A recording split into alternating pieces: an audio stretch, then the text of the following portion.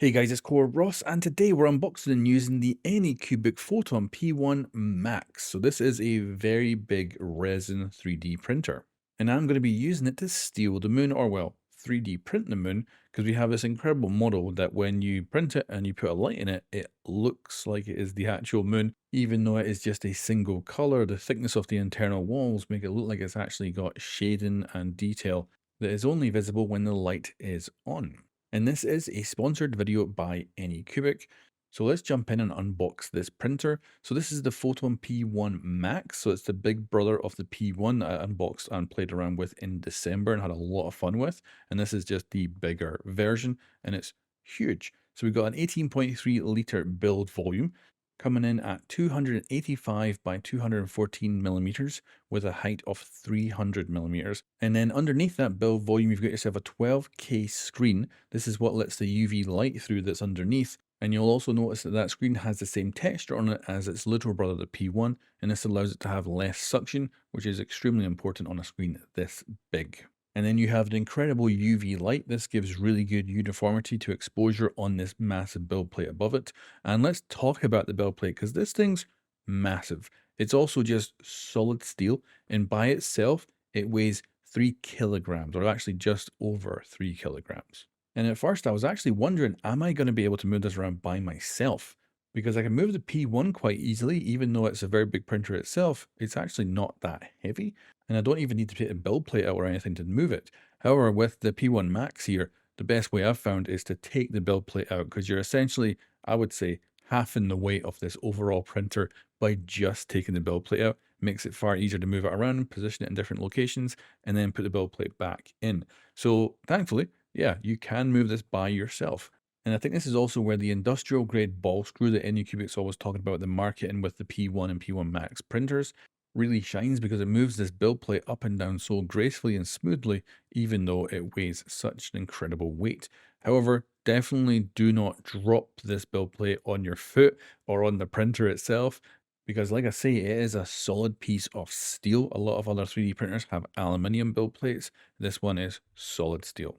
And here is the build plate of the P1 Max compared to its little brother, the P1. And you can see there is a significant increase in build plate size.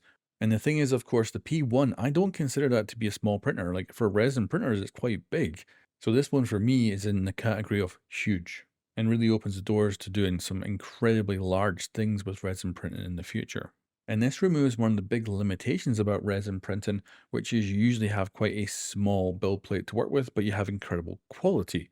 Whereas with this one, we have a big print volume, and we also get the detail as well, resulting in me going back to a print file I've seen online a long time ago, which was this detailed moon, which just looked incredibly cool. And I always thought, if I could get a resin printer big enough someday, that would be an amazing print. So here we are.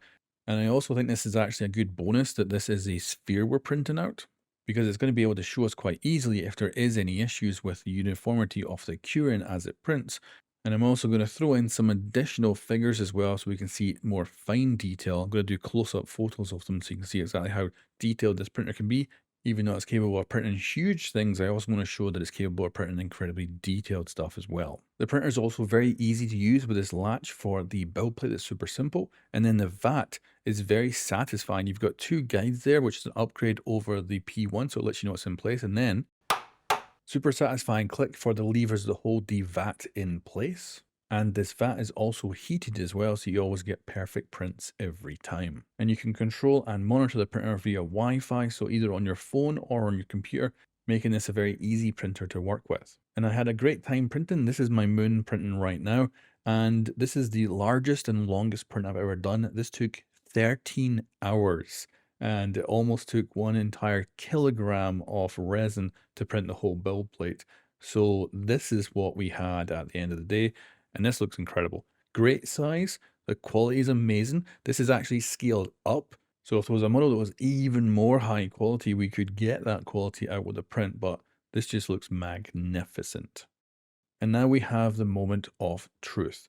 So I went out, got myself some LEDs. Now these are specifically white LEDs, so there'll be a very nice white light. We've got the base here, so we can put the wire in and then the light through. And yeah, this is going to be hopefully incredible. Remember, this is just white. There's no color, there's no shade, and there's nothing. The only difference is the thickness of the walls inside.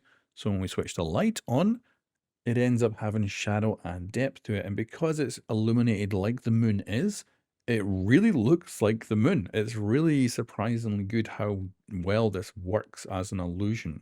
And I wouldn't have been able to do this at this scale if it wasn't for the Anycubic Photon P1 Max. So I'm very happy to have been able to play around with this printer, and I expect I can do much more large-scale projects in the future as well with it. However, let's move on and look at the details. So we're going to look at our small figurines that we've also printed. These were all over the build plate, so we can get a good idea of how good the exposure was everywhere on the build plate when we're printing, and the quality. And remember, these figures are about the size of my thumb, so they're tiny. And look at the sharpness of the edges. There's no layer lines whatsoever. We got incredible detail running through all of them, and they look amazing. And with a printer this big, you can print large batches, so you can print an entire army in one go. So that now brings us to the conclusion of today's video. I've had a lot of fun playing with the Photon P1 Max here. This is a hell of a printer and opens up a whole lot of options for me to print stuff in the future that otherwise would have been too big to do before. And it also gives us the options to expand out to other resin types as well. So for instance, we can use flexible resins in here, or we can go all the way up to industrial grade high viscosity resins as well. And I'll also mention with this series of printers, so the P1 and the P1 Max here, I've not had a single failed print. And I put that down to the heated vat, which I think makes it so that in my climate, it's a lot easier to print consistently. And we've also got the nice, easy reduced peel force due to that kind of texture on the screen. It really has worked incredibly well. And because of that, I haven't had a single failed print. And that is amazing because when I did get into resin 3D printing originally, I did have failed prints. And so far with this series of printers, I've had none. And with resin printing being very messy, no fails is a godsend. And then we've got the size and the quality of the prints as well. So yeah, I'm loving this. I think these prints came out really good.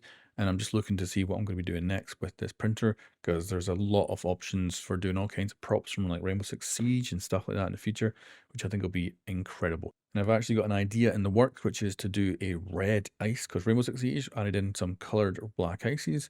And I'm thinking we should probably do a fully transparent red ice replica. And I think it'll look incredible. So like and subscribe to see that in the future. But anyway, thank you very much to Anycubic for sending this printer to check out. It is definitely going to open up a lot of doors and options for me to play around with more resin printing in the future. And I can't wait to see what we can create. Anyway, guys, you'll find links in the description below if you want to go and check this printer out yourself and potentially buy it. And thank you very much for watching. I'll catch you next time.